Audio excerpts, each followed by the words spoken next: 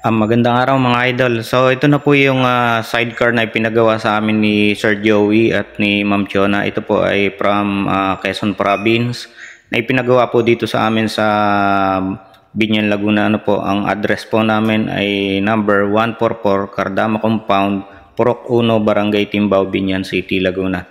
Mga lods, kung nais nyo magpagawa ng sidecar ay magtungo lang po kayo dito sa aming address. Sa mga lods, ito ay halos puro stainless po ito. So medyo may kabigatan po yung presyo niya, nasa 50,000 po siya.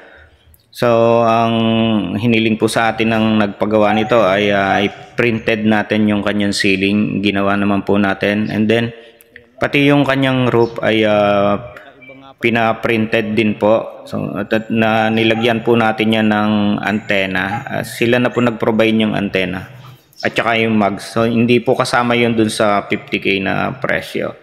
Yung mga lods, ang mga pipe niyan ay 304 na stainless, no. Yung metal sheet niyan ay mga 0.8 at lahat po yung ginamit namin diyan ay 304, mga standard na materyales. Thank you for watching.